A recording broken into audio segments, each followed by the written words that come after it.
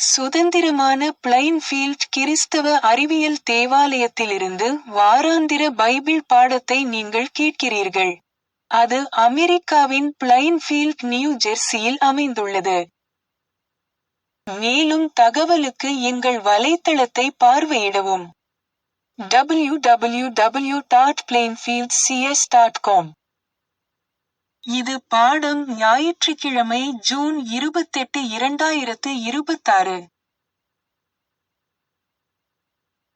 தலைப்பு: கிறிஸ்தவ அறிவியல். கோல்டன் உரை. யோவான்: சத்தியத்தையும் அறிவீர்கள், சத்தியம் உங்களை விடுதலையாக்கும். பொறுப்பு ரீதியான வாசிப்பு. சங்கீதம். ஏசாயா: தேவனே, பூமியில் உம்முடைய வழியும் எல்லா ஜாதிகளுக்குள்ளும் உம்முடைய இரட்சணியமும் விளங்கும்படியாய் தேவரீர் எங்களுக்கு இறங்கி எங்களை ஆசீர்வதித்து உம்முடைய முகத்தை எங்கள் மேல் பிரகாசிக்க பண்ணும். தேவனே, ஜனங்கள் உம்மை துதிப்பார்களாக, சகல ஜனங்களும் உம்மை துதிப்பார்களாக. தேவரீர் ஜனங்களை நிதானமாய் நியாயந்தீர்த்து பூமியில் உள்ள ஜாதிகளை நடத்துவீர். ஆதலால் ஜாதிகள் சந்தோஷித்து கெம்பீரத்தோடே மகிழக்கடவர்கள். பூமி தன் பலனை தரும். தேவனாகிய எங்கள் தேவனே எங்களை ஆசீர்வதிப்பார். இதோ, நான் ஆதரிக்கிற என் தாசன், நான் தெரிந்து கொண்டவரும் என் ஆத்துமாவுக்கு பிரியமானவரும் இவரே. என் ஆவியை அவர் மேல் அமர பண்ணினேன். அவர் புறஜாதிகளுக்கு நியாயத்தை வெளிப்படுத்துவார். அவர் நியாயத்தை பூமியிலே நிலைப்படுத்துமட்டும் இளக்கரிப்பதுமில்லை, பதறுவதுமில்லை. அவருடைய வேதத்துக்கு தீவுகள் காத்திருக்கும். பாடம் பிரசங்கம். பைபிளிலிருந்து. ஏசாயா: நீதியை பின்பற்றி கர்த்தரை தேடுகிற நீங்கள் எனக்கு செவி கொடுங்கள். நீங்கள் வெட்டி எடுக்கப்பட்ட கன்மலையையும் நீங்கள் தோண்டி எடுக்கப்பட்ட துருவின் குழியையும் நோக்கி பாருங்கள். கர்த்தர் சீயோனுக்கு ஆறுதல் செய்வார். அவர் அதின் பாழான ஸ்தலங்களையெல்லாம் தேறுதலடையச் செய்து அதின் வனாந்தரத்தை ஏதேனைப் போலவும் அதின் அவாந்தர வெளியை கர்த்தரின் தோட்டத்தைப் போலவும் ஆக்குவார். சந்தோஷமும் மகிழ்ச்சியும் துதியும் கீதசத்தமும் அதில் உண்டாயிருக்கும். என் ஜனங்களே, எனக்கு செவி கொடுங்கள். என் ஜாதியாரே, என் வாக்கை கவனியுங்கள். வேதம் என்னிலிருந்து வெளிப்படும். என் பிரமாணத்தை ஜனங்களின் வெளிச்சமாக ஸ்தாபிப்பேன். என் நீதி சமீபமாயிருக்கிறது. என் இரட்சிப்பு வெளிப்படும். என் புயங்கள் ஜனங்களை நியாயந்தீர்க்கும். தீவுகள் எனக்கு காத்திருந்து என் புயத்தின் மேல் நம்பிக்கையாயிருக்கும். அப்படியே கர்த்தரால் மீட்கப்பட்டவர்கள் ஆனந்த களிப்புடன் பாடி சீயோனுக்கு திரும்பி வருவார்கள். நித்திய மகிழ்ச்சி அவர்கள் தலையின் மேல் இருக்கும். சந்தோஷமும் மகிழ்ச்சியும் அடைவார்கள். சஞ்சலமும் தவிப்பும் ஓடிப்போம். நானே உங்களுக்கு ஆறுதல் செய்கிறவர். சாகப்போகிற மனுஷனுக்கும் புல்லுக்கொப்பாகிற மனுபுத்திரனுக்கும் பயப்படுகிறதற்கும். வானங்களை விரித்து பூமியை அஸ்திபாரப்படுத்தி உன்னை உண்டாக்கின கர்த்தரை மறக்கிறதற்கும் நீ யார்? மத்தேயு. பின்பு இயேசு சகல பட்டணங்களையும் கிராமங்களையும் சுற்றி நடந்து ஜெப ஆலயங்களில் உபதேசித்து ராஜ்யத்தின் சுவிசேஷத்தை பிரசங்கித்து ஜனங்களுக்கு உண்டாயிருந்த சகல வியாதிகளையும் சகல நோய்களையும் நீக்கி அவர்களை சொஸ்தமாக்கினார். மத்தேயு. அங்கே சூம்பின கையையுடைய மனுஷன் ஒருவன் இருந்தான். அப்பொழுது அவர் மேல் குற்றஞ்சாட்டும்படிக்கு, ஓய்வு நாளில் சொஸ்தமாக்குகிறது நியாயமா என்று கேட்டார்கள். அதற்கு அவர், உங்களில் எந்த மனுஷனுக்காகிலும் ஒரு ஆடு இருந்து அது ஓய்வு நாளில் குழியிலே விழுந்தால் அதை பிடித்து தூக்கிவிட மாட்டானோ? ஆட்டை பார்க்கிலும் மனுஷனானவன் எவ்வளவோ விசேஷித்திருக்கிறான். ஆதலால் ஓய்வு நாளிலே நன்மை செய்வது நியாயந்தான் என்று சொன்னார். பின்பு அந்த மனுஷனை நோக்கி, உன் கையை நீட்டு என்றார். அவன் நீட்டினான், அது மறுகையைப் போல சொஸ்தமாயிற்று. அப்பொழுது பரிசேயர் வெளியே போய் அவரை கொலை செய்யும்படி அவருக்கு விரோதமாய் ஆலோசனை பண்ணினார்கள். இயேசு அதை அறிந்து அவ்விடம் விட்டு விலகிப் போனார். திரளான ஜனங்கள் அவருக்கு பின்சென்றார்கள். அவர்கள் எல்லாரையும் அவர் சொஸ்தமாக்கி தம்மை பிரசித்தம் பண்ணாதபடி அவர்களுக்கு கண்டிப்பாய் கட்டளையிட்டார். ஏசாயா தீர்க்கதரிசியின் மூலமாய் உரைக்கப்பட்டது நிறைவேறும்படி இப்படி நடந்தது. அவன் உரைத்ததாவது, இதோ, நான் தெரிந்து கொண்ட என்னுடைய தாசன், என் ஆத்துமாவுக்கு பிரியமாயிருக்கிற என்னுடைய நேசன், என் ஆவியை அவர் மேல் அமரப் பண்ணுவேன், அவர் புறஜாதியாருக்கு நியாயத்தை அறிவிப்பார். வாக்குவாதம் செய்யவுமாட்டார், கூக்குரலிடவுமாட்டார், அவருடைய சத்தத்தை ஒருவனும் வீதிகளில் கேட்பதுமில்லை. அவர் நியாயத்திற்கு ஜெயங்கிடைக்க பண்ணுகிறவரைக்கும் நெறிந்த நாணலை முறிக்காமலும் மங்கி எரிகிற திரியை அணைக்காமலும் இருப்பார். அவருடைய நாமத்தின் மேல் புறஜாதியார் நம்பிக்கையாயிருப்பார்கள் என்பதே. அப்பொழுது பிசாசு பிடித்த குருடும் ஊமையுமான ஒருவன் அவரிடத்தில் கொண்டுவரப்பட்டான். குருடும் ஊமையுமானவன் பேசவும் காணவுந்தக்கதாக அவனைச் சொஸ்தமாக்கினார். ஜனங்கள் எல்லாரும் ஆச்சரியப்பட்டு, தாவீதின் குமாரன் இவர்தானோ என்றார்கள். மத்தேயு. அவர் தேவாலயத்தில் வந்து உபதேசம் பண்ணுகையில் பிரதான ஆசாரியரும் ஜனத்தின் மூப்பரும் அவரிடத்தில் வந்து, நீர் எந்த அதிகாரத்தினால் இவைகளைச் செய்கிறீர்? இந்த அதிகாரத்தை உமக்கு கொடுத்தவர் யார் என்று கேட்டார்கள். இயேசு அவர்களுக்கு பிரதியுத்தரமாக, நானும் உங்களிடத்தில் ஒரு காரியத்தை கேட்கிறேன், அதை எனக்குச் சொல்லுவீர்களானால் நானும் இன்ன அதிகாரத்தினாலே இவைகளைச் செய்கிறேன் என்று உங்களுக்குச் சொல்லுவேன். யோவான் கொடுத்த ஸ்நானம் தேவனால் உண்டாயிற்றோ மனுஷரால் உண்டாயிற்றோ யாரால் உண்டாயிற்று என்று கேட்டார். அதற்கு அவர்கள், தேவனால் உண்டாயிற்று என்று சொல்வோமானால் பின்னை ஏன் அவனை விசுவாசிக்கவில்லை என்று நம்மை கேட்பார். மனுஷரால் உண்டாயிற்றென்று சொல்வோமானால் ஜனங்களுக்கு பயப்படுகிறோம். எல்லாரும் யோவானை தீர்க்கதரிசி என்று எண்ணுகிறார்களே என்று தங்களுக்குள்ளே ஆலோசனை பண்ணி இயேசுவுக்கு பிரதியுத்தரமாக, எங்களுக்கு தெரியாது என்றார்கள். அப்பொழுது அவர், நானும் இன்ன அதிகாரத்தினாலே இவைகளைச் செய்கிறேன் என்று உங்களுக்குச் சொல்லேன் என்றார். ஏசாயா. எழும்பி பிரகாசி, உன் ஒளி வந்தது, கர்த்தருடைய மகிமை உன்மேல் உதித்தது. இதோ, இருள் பூமியையும் காரிருள் வானங்களையும் மூடும். ஆனாலும் உன்மேல் கர்த்தர் உதிப்பார், அவருடைய மகிமை உன்மேல் காணப்படும். உன் வெளிச்சத்தினிடத்துக்கு ஜாதிகளும் உதிக்கிற உன் ஒளியினிடத்துக்கு ராஜாக்களும் நடந்து வருவார்கள். இனி கொடுமை உன் தேசத்திலும் அழிவும் நாசமும் உன் எல்லைகளிலும் கேட்கப்பட மாட்டாது. உன் மதில்களை இரட்சிப்பென்றும் உன் வாசல்களை துதி என்றும் சொல்லுவாய். இனி சூரியன் உனக்கு பகலிலே வெளிச்சமாயிராமலும் சந்திரன் தன் வெளிச்சத்தால் உனக்கு பிரகாசியாமலும், கர்த்தர் உனக்கு நித்திய வெளிச்சமும் உன் தேவனே உனக்கு மகிமையுமாயிருப்பார். எபேசியர். முற்காலத்தில் நீங்கள் அந்தகாரமாயிருந்தீர்கள், இப்பொழுதோ கர்த்தருக்குள் வெளிச்சமாயிருக்கிறீர்கள். வெளிச்சத்தின் பிள்ளைகளாய் நடந்து கொள்ளுங்கள். கர்த்தருக்கு பிரியமானது இன்னதென்று நீங்கள் சோதித்துப் பாருங்கள். அவைகள் எல்லாம் கடிந்து கொள்ளப்பட்டு வெளிச்சத்தினால் வெளியரங்கமாகும். வெளியரங்கமாக்குகிறதெல்லாம் வெளிச்சமாயிருக்கிறது. ஆதலால் தூங்குகிற நீ விழித்து மரித்தோரை விட்டு எழுந்திரு, அப்பொழுது கிறிஸ்து உன்னை பிரகாசிப்பிப்பார் என்று சொல்லியிருக்கிறார். யோவான். இன்னும் அநேகங்காரியங்களை நான் உங்களுக்குச் சொல்ல வேண்டியதாயிருக்கிறது, அவைகளை நீங்கள் இப்பொழுது தாங்க மாட்டீர்கள்.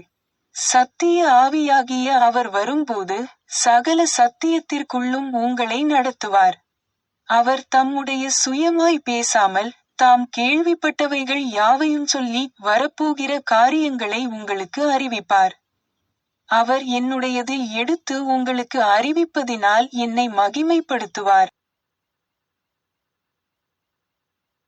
மேரி பேக்கர் எட்டி எழுதிய கிறிஸ்டியன் சயின்ஸ் பாடநூல் அறிவியல் மற்றும் ஆரோக்கியத்துடன் கீடூத்தி ஸ்கிரிப்ட்ஸிலிருந்து தொடர்புடைய பத்திகளை படிப்பேன்.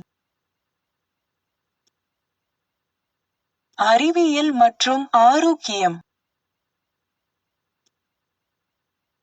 நிலைத்திருக்கும் எல்லையற்ற சக்தியைச் சார்ந்திருப்பவர்களுக்கு இன்றைய நாள் ஆசீர்வாதங்கள் நிறைந்ததாக இருக்கிறது. தெய்வீக சத்தியம், வாழ்வு மற்றும் அன்பு ஆகியவை பாவம், நோய் மற்றும் மரணத்தின் மீது இயேசுவுக்கு அதிகாரத்தை அளித்தன. வானுலக இருப்பின் அறிவியலை வெளிப்படுத்துவதும் கடவுள் என்பவர் யார், அவர் மனிதனுக்காக என்ன செய்கிறார் என்பதை நிரூபிப்பதுமே அவருடைய பணியாக இருந்தது. கைவற்றிப்போன பாதிக்கப்பட்டவரிடம் அவர், உன் கையை நீட்டு என்றார். உடனே அது மற்ற கையைப் போல முழுமையாக குணமடைந்தது. வாழ்வே கடவுள் என்பதையும் கடவுள் சர்வ வல்லமையுள்ளவர் என்பதையும் நாம் நினைவில் கொள்ள வேண்டும். கிறிஸ்தவ அறிவியலை புரிந்து கொள்ளாததால் நோயாளிகள் அதன் நன்மை பயக்கும் தாக்கத்தை உணரும் வரை பொதுவாக அதன் மீது சிறிதளவே நம்பிக்கை கொண்டுள்ளனர். இது போன்ற சந்தர்ப்பங்களில் நம்பிக்கை குணப்படுத்துபவர் அல்ல என்பதை காட்டுகிறது. நோயாளிகள் அறியாமலேயே துன்பத்திற்கு எதிராக வாதிடுவதற்கு பதிலாக அதற்கு ஆதரவாக வாதிடுகின்றனர். அவர்கள் அதன் யதார்த்தத்தை ஒப்புக்கொள்கிறார்கள், ஆனால் அவர்கள் அதை மறுக்க வேண்டும். அவர்கள் வஞ்சகமான புலன்களின் சாட்சியத்திற்கு எதிராக வாதிட்டு மனிதனின் அழியாமையையும் கடவுளுடனான அவனது நித்திய ஒற்றுமையையும் நிலைநாட்ட வேண்டும். மாபெரும் முன்மாதிரியைப் போல குணப்படுத்துபவர் நோயின் மீது அதிகாரம் கொண்டவராக அதனுடன் பேச வேண்டும்.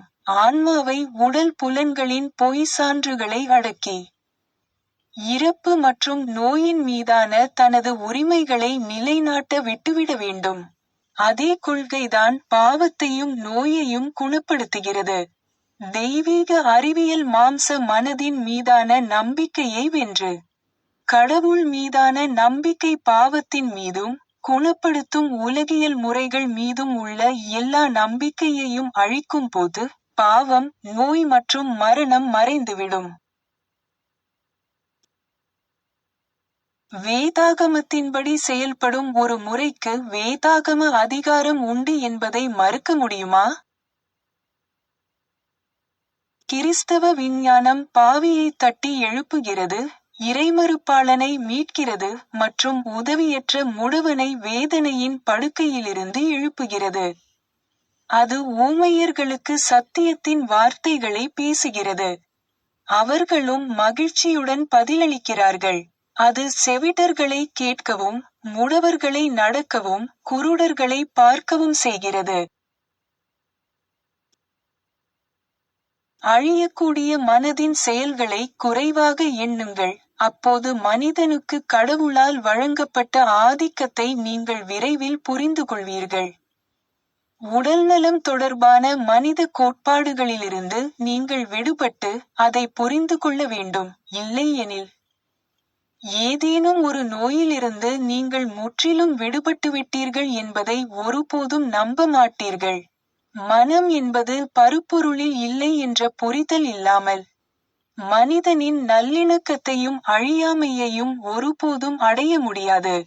நோயை ஒரு சட்டவிரோதியாக விரட்டியடித்து கடவுளின் சட்டமான நிரந்தர நல்லிணக்கத்தின் விதியை கடைப்பிடிப்போம்.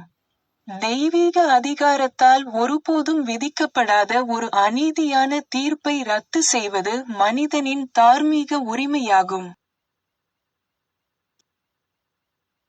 இறைவனின் மிக உயர்ந்த பூலோக பிரதிநிதி தெய்வீக சக்தியை பிரதிபலிக்கும் மனிதனின் திறனை குறித்து பேசுகையில் தம் சீடர்களிடம் அவர்களுடைய காலத்திற்கெல்லாம் மாத்திரமல்லாமல் எல்லா காலத்திற்கும் உரியதாக தீர்க்கதரிசனமாக கூறினார்.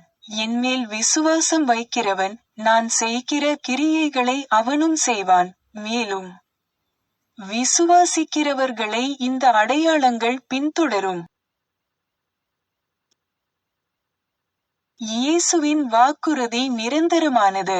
அது அவருடைய உடனடி சீடர்களுக்கு மட்டுமே கொடுக்கப்பட்டிருந்தால், அந்த வேதாகம பகுதி அவர்கள் என்பதற்கு பதிலாக நீங்கள் என்று இருந்திருக்கும். அவருடைய மாபெரும் வாழ்நாள் பணியின் நோக்கம் காலத்தை கடந்து உலகளாவிய மனிதகுலத்தையும் உள்ளடக்கியது. அதன் கோட்பாடு எல்லையற்றது. அது ஒரு குறிப்பிட்ட காலகட்டத்தின் அல்லது ஒரு வரையறுக்கப்பட்ட பின்பற்றுதலின் எல்லைக்கு அப்பாற்பட்டது.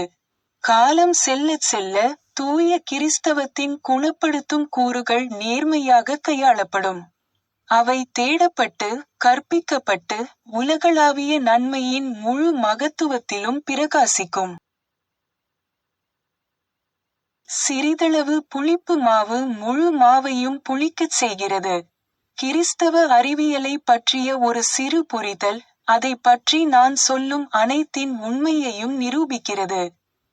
உங்களால் தண்ணீரின் மீது நடக்கவோ மரித்தோரை எழுப்பவோ முடியாது என்பதால் இந்த திசைகளில் தெய்வீக அறிவியலின் மாபெரும் ஆற்றலை கேள்வி கேட்க உங்களுக்கு உரிமை இல்லை. அறிவியலின் உண்மையான நிரூபணக்காரரான இயேசு இவற்றைச் செய்து நமக்காக தனது முன்மாதிரியை விட்டுச் சென்றதற்காக நன்றி செலுத்துங்கள். அறிவியலில் நாம் புரிந்து கொண்டதை மட்டுமே பயன்படுத்த முடியும். நாம் நமது விசுவாசத்தை நிரூபணத்தின் மூலம் நிரூபிக்க வேண்டும். கிறிஸ்தவ அறிவியல் புரிந்து கொள்ளப்படுவதற்கு முன்பே அது பெரும் வரவேற்பை இயேசு முன்னறிந்தார். ஆனால் இந்த முன்னறிவு அவரை தடுக்கவில்லை. அவர் தனது இறைப்பணியை நிறைவேற்றிவிட்டு பிதாவின் வலது பக்கத்தில் அமர்ந்தார்.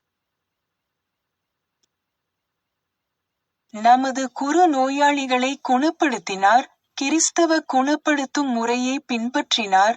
மேலும் அதன் தெய்வீக கோட்பாட்டின் பொதுவான தன்மைகளை தனது மாணவர்களுக்கு கற்பித்தார். ஆனால் நோய்களை குணப்படுத்துவதற்கும் தடுப்பதற்குமான இந்த கோட்பாட்டை விளக்கி காட்டுவதற்கு அவர் எந்தவொரு திட்டவட்டமான விதியையும் விட்டுச் செல்லவில்லை.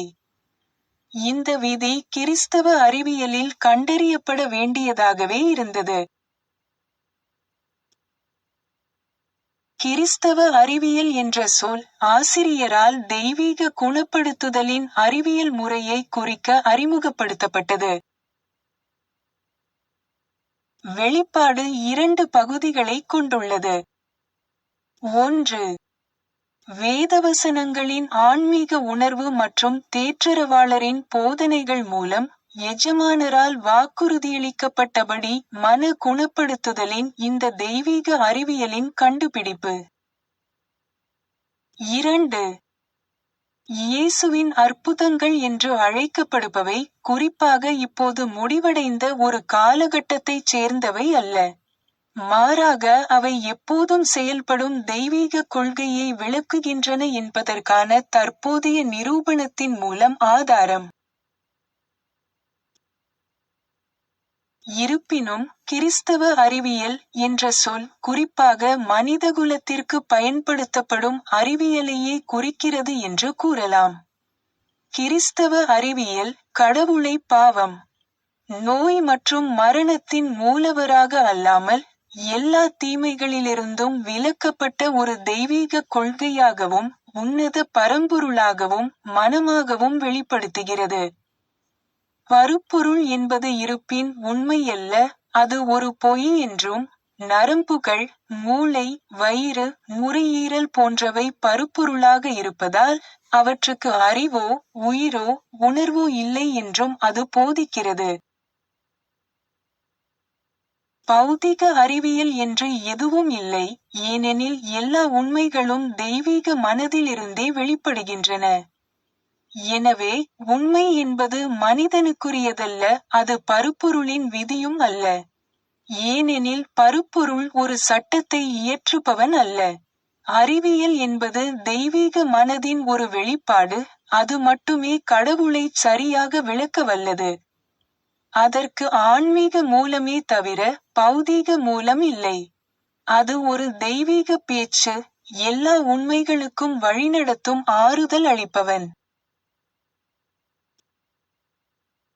மனிதகுலம் இந்த அறிவியலை புரிந்து கொள்ளும்போது, அது மனிதனுக்கு வாழ்வின் விதியாக, ஏன், நல்லிணக்கம் மற்றும் அழியாமையின் மூலம் பௌதிக புலன்களை வென்று நிற்கும் ஆன்மாவின் உயர் விதியாகவே மாறிவிடும். சர்ச் கையேட்டில் கொடுக்கப்பட்டுள்ளபடி மேரி பேக்கர் எட்டியின் 3 தினசரி கடமைகளை இப்போது படிப்பேன். தினசரி ஜெபம். ஒவ்வொரு நாளும் ஜெபிப்பது இந்த திருச்சபையின் ஒவ்வொரு உறுப்பினரின் கடமையாகும். உம்முடைய ராஜ்யம் வா, தெய்வீக சத்தியம், வாழ்க்கை, அன்பு ஆகியவற்றின் ஆட்சி என்னுள் நிலை பெறட்டும். எல்லா பாவங்களையும் என்னிடமிருந்து விலக்கட்டும். உம்முடைய வார்த்தை எல்லா மனிதர்களிடமும் பாசத்தை வளப்படுத்தி அவற்றை ஆளட்டும். நோக்கங்கள் மற்றும் செயல்களுக்கான விதி. தி மதர் சர்ச்சின் உறுப்பினர்களின் நோக்கங்கள் அல்லது செயல்களை விரோதமோ அல்லது தனிப்பட்ட இணைப்போ தூண்டக்கூடாது. அறிவியலில், தெய்வீக அன்பு மட்டுமே மனிதனை ஆளுகிறது. ஒரு கிறிஸ்தவ விஞ்ஞானி அன்பின் இனிமையான வசதிகளையும், பாவத்தை கண்டிப்பதிலும், உண்மையான சகோதரத்துவம், தொண்டு, மன்னிப்பு ஆகியவற்றிலும் பிரதிபலிக்கிறார். இந்த திருச்சபையின் உறுப்பினர்கள் தினந்தோறும் கவனித்து, எல்லா தீமைகளிலிருந்தும் தீர்க்கதரிசனம், தீர்ப்பு, கண்டனம், ஆலோசனை, செல்வாக்கு செலுத்துதல் அல்லது தவறாக செல்வாக்கு செலுத்துதல் ஆகியவற்றிலிருந்து விடுவிக்கப்பட வேண்டும்.